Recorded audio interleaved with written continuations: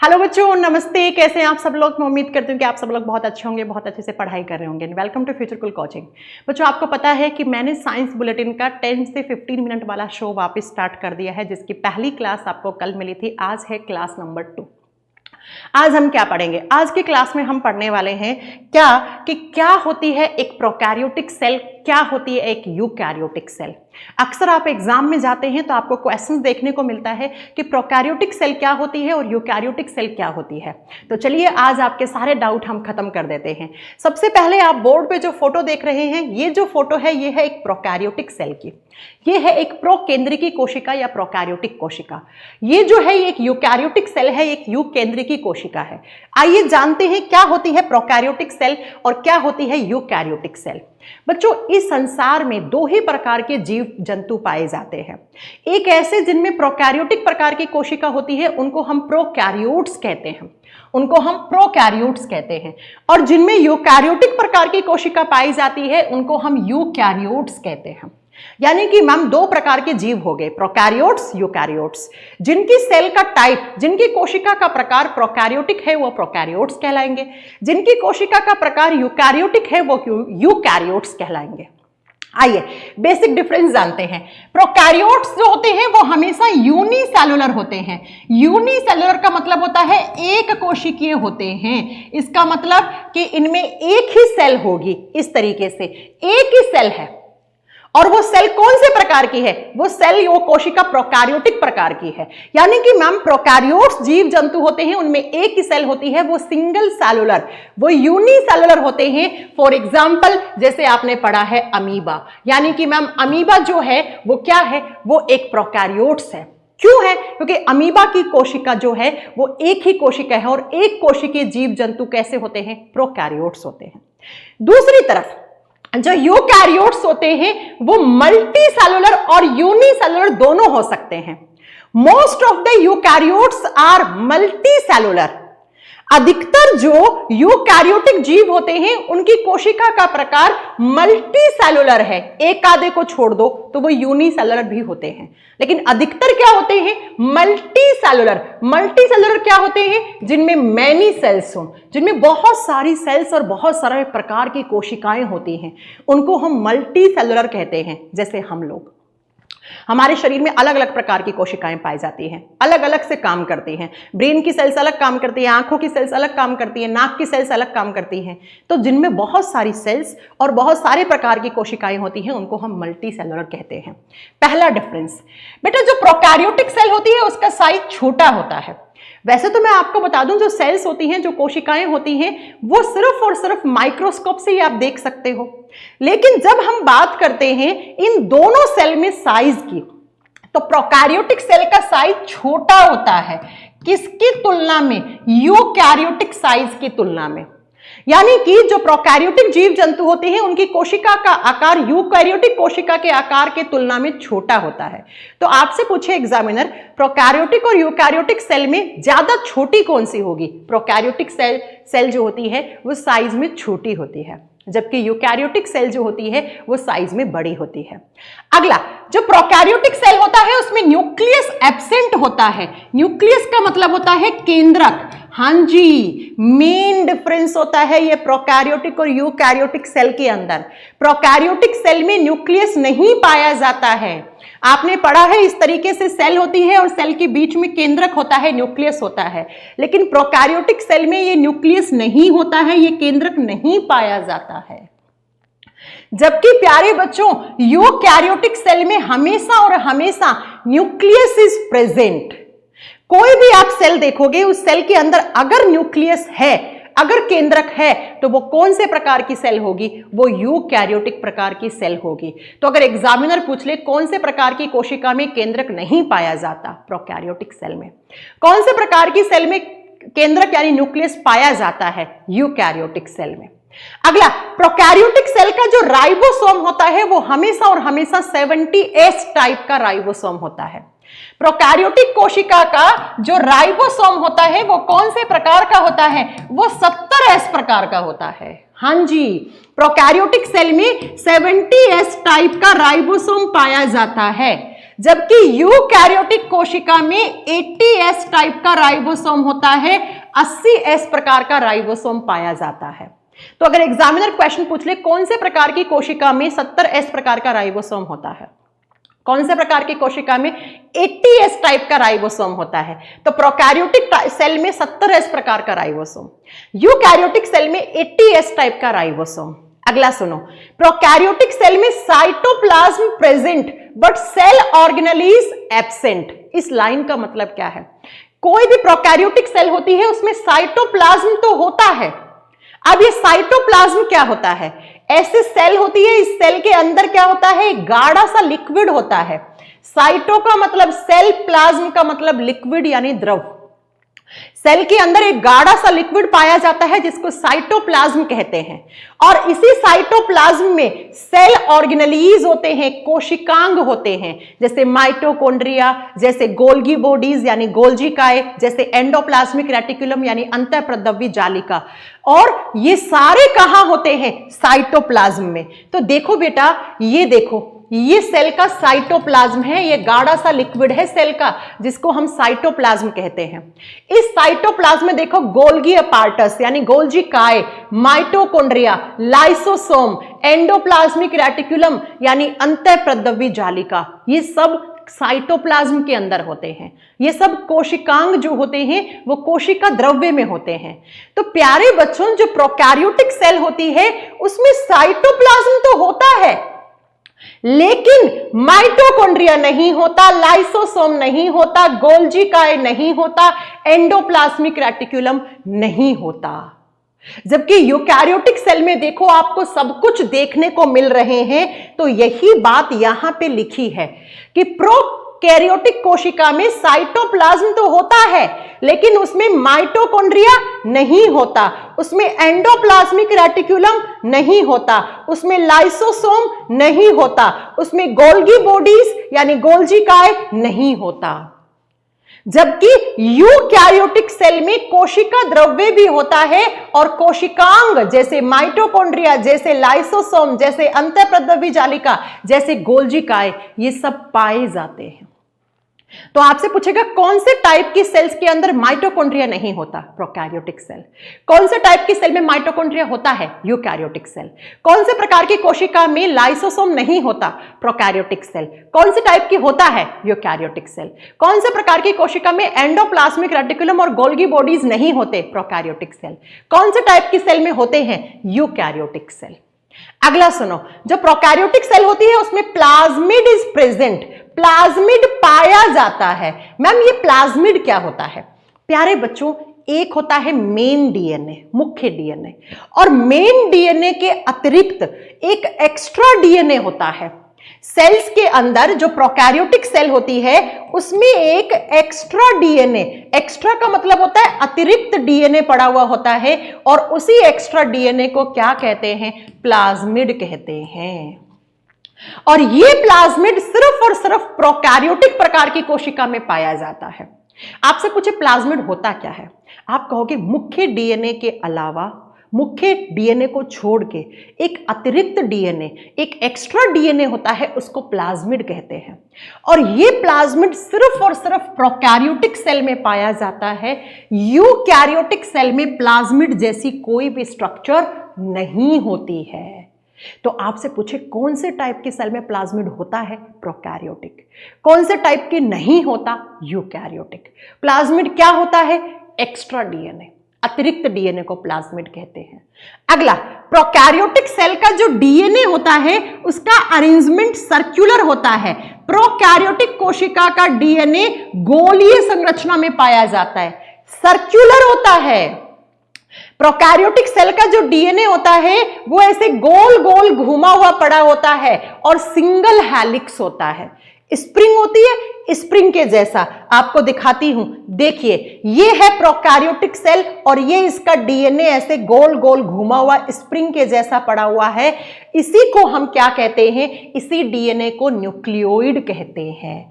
तो प्रोकैरियोटिक कोशिका का डीएनए सिंगल हेलिक्स यानी कि गोल और एक कुंडली वाला और सर्कुलर यानी गोल होता है। ऐसे डीएनए को न्यूक्लियोइड कहते हैं। तो अगर आपसे एग्जामिनर क्वेश्चन पूछे प्रोकैरियोटिक कोशिका का डीएनए कैसा है, सर्कुलर यानी गोल, कैसा है, सिंगल हेलिक्स, एक कुंडलित, और इनके डीएनए को कहते क्या है, तो इनके डीएनए को न्यूक्लियोइड कहते हैं। तो न्यूक्लियोइड किसका डीएनए, प्रोकैरियोटिक सेल का, जबकि बच्चों जो यूकैरियोटिक सेल होती है उसका डीएनए हमेशा और हमेशा रेखीय और डबल हेलिक्स होता है, ऐसा 2 कुंडली वाला होगा और ऐसा लीनियर यानी रेखीय फॉर्म में होगा, वो गोल नहीं होगा। तो कौन से प्रकार की कोशिकाओं का डीएनए एकल कुंडली वाला और गोल होता है, प्रोकैरियोटिक। कौन से प्रकार की सेल का डीएनए डबल हेलिक्स और लीनियर होता है, यूकैरियोटिक। अगला, जो प्रोकैरियोटिक सेल होती है उसमें लाइसोसोम नहीं पाया जाता, सेंट्रियोल यानी तारक काय भी नहीं पाया जाता, जबकि जो आपकी यूकैरियोटिक सेल होती है उसमें लाइसोसोम और सेंट्रियोल प्रेजेंट पाए जाते हैं। प्रोकैरियोटिक सेल जो रिप्रोडक्शन करती है वो एसेक्सुअल तरीके से करती है, यानी कि अलैंगिक जनन करती है। एसेक्सुअल रिप्रोडक्शन क्या होता है, ऐसा रिप्रोडक्शन जो बिना सेक्सुअल ऑर्गन्स के इन्वॉल्वमेंट से हो जाए, ऐसा रिप्रोडक्शन जिसमें शुक्राणु और अंडाणु कोशिका की जरूरत ना हो, जिसमें एक ही पेरेंट की जरूरत होती है, उसको हम एसेक्सुअल रिप्रोडक्शन कहते हैं, अलैंगिक जनन। जैसे आपने पढ़ा होगा अमीबा अपने आप को तोड़ के 2 नए अमीबा में बन जाता है, तो क्या उस अमीबा को सेक्सुअल ऑर्गन्स की जरूरत पड़ी? नहीं। तो अमीबा में या फिर जितने भी प्रोकैरियोटिक जीव होते हैं उनमें रिप्रोडक्शन एसेक्सुअल होता है। प्रोकैरियोटिक सेल किस तरीके से रिप्रोड्यूस करती है, उनमें जनन कैसे होता है, अलैंगिक जनन पाया जाता है, जबकि यूकैरियोटिक सेल में सेक्सुअल और एसेक्सुअल दोनों तरीके से रिप्रोडक्शन हो सकता है। यूकैरियोटिक कोशिका के अंदर लैंगिक और अलैंगिक जनन दोनों हो सकते हैं। जैसे हम हमारी बात करें, एनिमल्स की, ह्यूमंस की बात करें, तो इनमें तो सेक्सुअल रिप्रोडक्शन होता है, इनमें तो लैंगिक जनन होता है, लेकिन कुछ प्लांट्स और कुछ एल्गीज, कुछ पेड़ पौधे और कुछ आपकी शैवाल होती हैं जो एसेक्सुअल तरीके से रिप्रोड्यूस कर सकते हैं। तो यूकैरियोट्स के अंदर सेक्सुअल और एसेक्सुअल दोनों तरीके से रिप्रोडक्शन हो सकता है। अब बात करते हैं मैम एग्जाम्पल्स। बेटा, इस धरती पे जितने भी बैक्टीरियाज हैं, जितने भी जीवाणु हैं, उन जीवाणुओं की कोशिका किस प्रकार की होती है? बैक्टीरियाज की जो सेल होती है वो हमेशा और हमेशा प्रोकैरियोटिक टाइप की सेल होती है। इसका मतलब बैक्टीरियाज क्या है? They are prokaryotes. उनको प्रोकैरियोट्स क्यों बोला? क्योंकि उनकी कोशिका का प्रकार क्या है? प्रोकैरियोटिक प्रकार की है। इसके अलावा आर्कीबैक्टीरिया, या आप एक और लिखो सियानोबैक्टीरिया। सियानोबैक्टीरिया का दूसरा नाम होता है ब्लू ग्रीन एल्गी, नीले हरे शैवाल। नीले हरे शैवाल शैवाल नहीं होते हैं, वो एक प्रकार के जीवाणु होते हैं, वो एक प्रकार के बैक्टीरिया होते हैं। इन्हीं का दूसरा नाम सियानोबैक्टीरिया होता है। तो बैक्टीरिया, आर्कीबैक्टीरिया, सियानोबैक्टीरिया, इन सबके अंदर कोशिका कौन से प्रकार की होती है? प्रोकैरियोटिक। तो ये सब क्या है? ये सब प्रोकैरियोट्स जीव हैं। ठीक है, अगला सुनो, यूकैरियोट्स का एग्जाम्पल प्लांट्स। प्लांट्स, पेड़ पौधों में कौन से प्रकार की कोशिका पाई जाती है? यूकैरियोटिक प्रकार की कोशिका। एनिमल्स, जंतुओं में, ह्यूमंस, मनुष्य में कौन से प्रकार की कोशिका पाई जाती है? आप करोगे बेटा, यूकैरियोटिक प्रकार की कोशिका पाई जाती है। अब आप मुझे बताओ कि अगर कभी एग्जामिनर पूछ ले कि बैक्टीरिया के अंदर क्या न्यूक्लियस होता है, आप कहोगे नहीं, क्योंकि बैक्टीरिया के अंदर कौन सी सेल होती है? प्रोकैरियोटिक। और प्रोकैरियोटिक सेल में न्यूक्लियस यानी केंद्रक नहीं पाया जाता। आपसे पूछे बैक्टीरिया की सेल में राइबोसोम कौन से प्रकार का होता है? 70S प्रकार का राइबोसोम। आपसे पूछे बैक्टीरिया में माइटोकॉन्ड्रिया होता है? नहीं। गोल्गी बॉडीज होती हैं? नहीं। एंडोप्लाज्मिक रेटिकुलम, अंतःपरद्रव्य जालिका होता है? नहीं। लाइसोसोम होता है? नहीं। सेंट्रियोल होता है? नहीं। क्यों? क्योंकि बैक्टीरिया की सेल कौन सी है? प्रोकैरियोटिक। और मैम ने पढ़ाया था प्रोकैरियोटिक सेल में ये सब नहीं होता है। आपसे पूछे बैक्टीरिया का जो न्यूक्लियस है उसमें जो डीएनए होता है वो कैसा होता है? वो गोल, सर्कुलर होता है, और उसके डीएनए को नाम क्या देते हैं? न्यूक्लियोइड। बैक्टीरिया की सेल में एक अलग एक्स्ट्रा प्रकार का डीएनए होता है, उसको क्या कहते हैं? प्लाज्मिड कहते हैं। और बैक्टीरियाज हमेशा कौन सी प्रोसेस से रिप्रोडक्शन करते हैं? एसेक्सुअल रिप्रोडक्शन, अलैंगिक जनन करते हैं। जबकि मैं अगर पूछूं हमारी सेल में न्यूक्लियस होगा, आप कहोगे यस। बस आरबीसी को छोड़ के हमारे खून में जो रेड ब्लड सेल्स होती हैं, जो लाल रक्त कोशिकाएं होती हैं, उसके पास केंद्रक नहीं होता है। उसके अलावा पूरी सेल्स के पास, सभी सेल्स के पास न्यूक्लियस होता है। हमारी सेल्स में न्यूक्लियस होगा, हमारी सेल्स में ATS टाइप का राइबोसोम होगा, साइटोप्लाज्म होगा, माइटोकॉन्ड्रिया होगा, गोल्जी काय होगा, अंतःप्रद्रव्य जालिका होगा, लाइसोसोम होगा, हमारा DNA डबल हेलिक्स, द्विकुंडलित और लीनियर यानी रेखाओं की फॉर्म में पाया जाता है। हमारी सेल्स में लाइसोसोम भी होता है, सेंट्रियोल भी होता है, और हम लोग रिप्रोडक्शन जो करते हैं वो सेक्सुअल तरीके से करते हैं। अब अगर एग्जामिनर पूछ ले कौन से प्रकार की कोशिका में 70S टाइप का राइबोसोम होता है, कौन से टाइप की सेल्स में 80S टाइप का राइबोसोम होता है, कौन से प्रकार की कोशिकाओं में न्यूक्लियस नहीं होता, कौन से प्रकार की सेल्स में न्यूक्लियस होता है, कौन से प्रकार की सेल्स में माइटोकॉन्ड्रिया होता है, कौन सी में नहीं होता, कौन से प्रकार की सेल्स में प्लाज्मिड होता है, कौन से प्रकार की सेल्स में नहीं होता है, कौन से प्रकार की कोशिकाओं के अंदर लाइसोसोम होता है, कौन से प्रकार की सेल्स में नहीं होता, जो एक कोशिकीय जीव होते हैं उनमें कोशिका कौन से प्रकार की होती है, और जो बहुकोशिकीय यानी मल्टी सेलुलर सेल्स होती हैं उनमें कौन से प्रकार का सेल होता है, आपसे पूछ ले तो क्या आप बता पाओगे कि नहीं बताओगे? सारे क्वेश्चंस बता पाओगे? अब इसी चीज को आप फोटो से देखो बेटा, क्योंकि ये एक प्रोकैरियोटिक कोशिका है तो देखो इसमें आपको कहीं पर भी माइटोकॉन्ड्रिया दिख रहा है? नहीं। इसमें राइबोसोम दिख रहा है? यस मैम, क्योंकि मैंने अभी पढ़ाया प्रोकैरियोटिक कोशिका का राइबोसोम कौन से प्रकार का होता है? 70S प्रकार का। प्रोकैरियोटिक सेल का DNA ऐसे गोल गोल घुमा हुआ पड़ा हुआ होता है, उसको न्यूक्लियोइड कहते हैं। इसमें आपको ना न्यूक्लियस दिख रहा, ना माइटोकॉन्ड्रिया दिख रहा, ना लाइसोसोम दिख रहा आपको इसके अंदर, ना ही आपको गोल्जी काय, ना ही अंतःप्रद्रव्य जालिका दिख रही है। इसका मतलब ये कौन सी सेल है? ये एक प्रोकैरियोटिक कोशिका है। जबकि यूकैरियोटिक सेल के अंदर देखो आपको लाइसोसोम भी दिख रहा है, राइबोसोम भी दिख रहा है, माइटोकॉन्ड्रिया भी दिख रहा है, गोल्गी बॉडीज भी दिख रहा है, एंडोप्लाज्मिक रेटिकुलम भी दिख रहा है, और न्यूक्लियस यानी केंद्रक भी दिख रहा है। तो ये ऊपर वाली सेल कौन सी है? ये एक यूकैरियोटिक कोशिका है, और ये हमारी सेल है, क्योंकि हम लोग यूकैरियोट्स हैं, हम लोग यूकैरियोटिक प्रकार के जीव हैं। हमारी सेल का टाइप क्या है? हमें कौन से प्रकार की कोशिका होती है? हमें यूकैरियोटिक प्रकार की कोशिका होती है। जबकि ये किसकी सेल है? ये एक बैक्टीरिया की सेल है, ये एक जीवाणु की कोशिका है, और जीवाणु की कोशिका में ऐसी दिखती है बच्चों, ऐसी। क्यों? क्योंकि बैक्टीरियाज, नीले हरे शैवाल, आर्की बैक्टीरियाज, सियानो बैक्टीरियाज, इन सब में प्रोकैरियोटिक प्रकार की कोशिका होती है, तो इनको हम प्रोकैरियोट्स कहते हैं। तो आपको समझ में आया प्रोकैरियोटिक सेल क्या होती है, यूकैरियोटिक सेल क्या होती है। प्रोकैरियोटिक सेल में क्या क्या होगा, यूकैरियोटिक सेल में क्या क्या होगा। और यकीन मानिए यही सारे क्वेश्चंस जब आप PYQs लगाते हो तो आपको वहाँ पर सारे क्वेश्चंस देखने को मिलते हैं।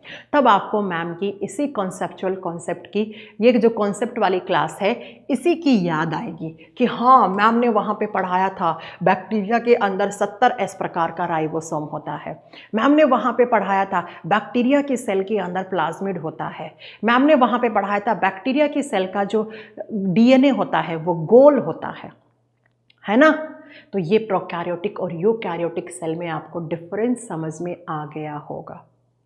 तो आज हमारी साइंस बुलेटिन के क्लास नंबर 2 में हमने क्या पढ़ा? Difference between prokaryotes and eukaryotes. हमने एक प्रोकैरियोटिक और यूकैरियोटिक कोशिका के बीच में डिफरेंस पढ़े हैं जो एग्जाम में आते हैं। इसी के साथ 15 अक्टूबर सुबह 11 बजे यानी कल बुधवार को सुबह 11 बजे मैं रेलवे वाले बच्चों के लिए एक स्पेशल अनाउंसमेंट लेकर आने वाली हूँ, जिस अनाउंसमेंट से सीधा आपको एग्ज़ाम में बहुत ज़्यादा हेल्प मिलेगी। अब ये अनाउंसमेंट क्या है? आप ग्रुप डी, आप NTPC, आप जितने भी रेलवे की अपकमिंग एग्ज़ाम्स हैं उन सब की तैयारी कर रहे हैं, तो प्यारे बच्चों कल सुबह 11 बजे मैं एक आपके लिए स्पेशल अनाउंसमेंट लेकर आने वाली हूँ 15 अक्टूबर बुधवार सुबह 11 बजे, जिसका इवेंट इसी चैनल पे लग चुका है। रिमाइंडर सेट कर लेना और कल सुबह 11 बजे एकदम शार्प हम 11 बजे आपसे मिलेंगे। ठीक है बच्चों, बाकी आप लोग कमेंट करके ज़रूर बताइएगा कि ये साइंस बुलेटिन की सीरीज़ आप लोगों के लिए बेनिफिट मतलब थोड़ा बहुत आपको इसका फ़ायदा पहुंच रहा है कि नहीं पहुंच रहा है ना? अगर पहुंच रहा है, अच्छी लग रही है, तो प्लीज़ कमेंट्स ज़रूर करिएगा, क्योंकि आपके कमेंट से मुझे लगेगा यस बच्चे चाह रहे हैं इस सीरीज़ को कंटिन्यू करते रहें। तो अब मिलेंगे आपसे साइंस बुलेटिन की क्लास नंबर 3 में, राइट? चलिए बच्चों, तब तक अपना ध्यान रखिए, पढ़ाई करते रहिए। Thank you so much, bye bye, take care, जय माता दी।